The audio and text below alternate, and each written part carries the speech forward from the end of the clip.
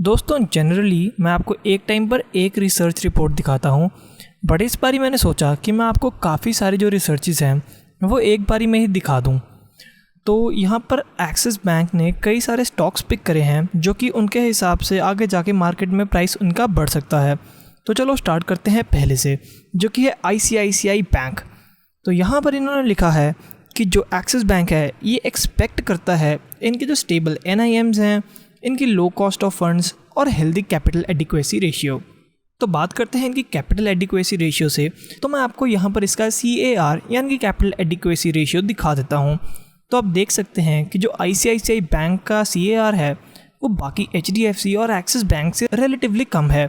वैसे तो ये जो मिनिमम रिक्वायरमेंट्स है उससे ज़्यादा है, बट अपने पीयर से ये कम है। तो इसीलिए शायद एक्सिस बैंक एक्सपेक्ट करता है कि ICICI बैंक के CAR इम्प्रूव हो जाए। और फिर ये कहते हैं कि इस कंपनी की वैल्यूएशंस भी कम है। तो यहाँ पर आप देख ही सकते हैं कि जो इसका PE रेशियो का चार्ट है वो कितना ज़्यादा डिटेरियोरेट हो चुका है। कहाँ ये शेयर अपने 60 PE पे ट्रेड करता था और अब वो 24-25 पे ट्रेड कर रहा है। तो ये कह रहे हैं कि जो इसकी वैल्यूएशंस है वो कम है और इसी वजह से हम इसका पाई टारगेट दे रहे हैं आपको ₹495। और फिर हमारी लिस्ट में है मनापुरम फिनांस। तो इसका टारगेट प्राइस इन्होंने दिया हुआ है ₹173। और फिर ये कहते हैं कि ये हायर प्रोविजनिंग और लोन ग्रोथ एक्सपेक्ट करते हैं आने वाले ईयर्स में।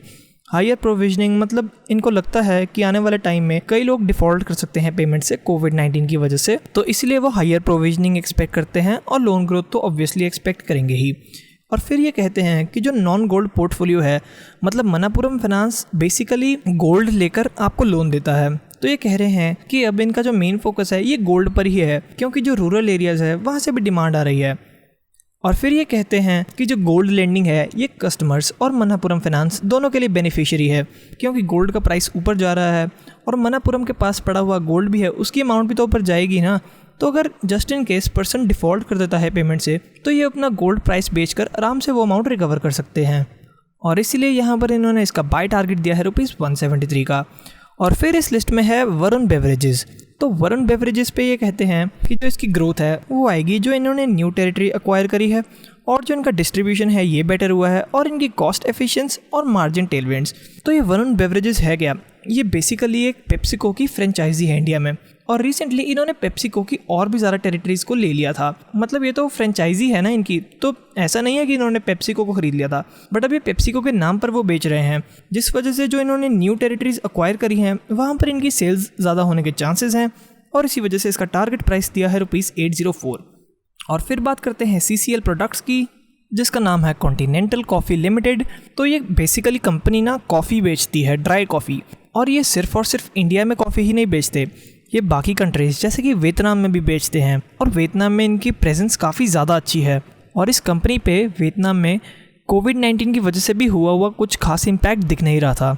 तो ये कहते हैं कि आने वाले टाइम में ये इसका रेवेन्यू, एबिटा और पैट 9, 11 और 12% तक ग्रो करता हुआ देख रहे हैं फिस्कल ईयर 21 और 22 तक में।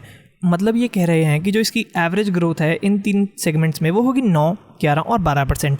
तो यहाँ पर मैं आपको इजी दिखने के लिए इसके हिस्टोरिक्स भी दिखा देता हूँ, जहाँ पर आप कंपेयर कर सकते हैं और देख सकते हैं कि इस कंपनी का आगे जाके फ्यूचर कैसा रहेगा। और अब हमारी लिस्ट में नाम है मिंडा इंडस्ट्रीज़ का। तो ये मिंडा इंडस्ट्रीज़ क्या है, जो आपके बेसिकली कार की अलॉय व्हील्स होते हैं या स्विचेस होते हैं ना, मतलब जो आपकी कार की एक्सेसरीज होते हैं, ये वो मैन्युफैक्चर करते हैं। और इस कंपनी का मेन टारगेट है OEMs, यानी कि कंपनीज जैसे कि BMW और ऑडी का एक पार्टनर बनना। मतलब बनना नहीं, ये एक्चुअली में है, बट इनका जो मेन फोकस है वो आगे जाकर इसी चीज़ पर रहने वाला है।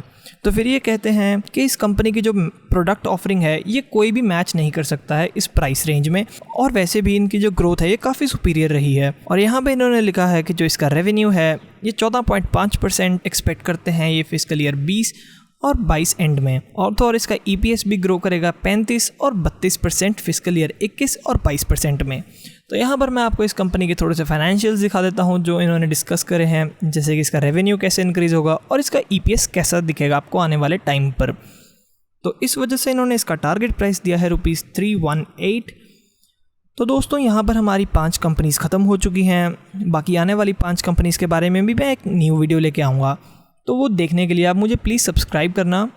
और वैसे भी मैं आपके लिए काफ़ी ज़्यादा रिसर्च रिपोर्ट्स और आने वाली स्टॉक मार्केट की न्यूज़ लेके आता रहूँगा। तो अगर आपको ये वीडियो अच्छी लगे तो प्लीज़ लाइक करना और सब्सक्राइब भी करना मुझे। Thank you.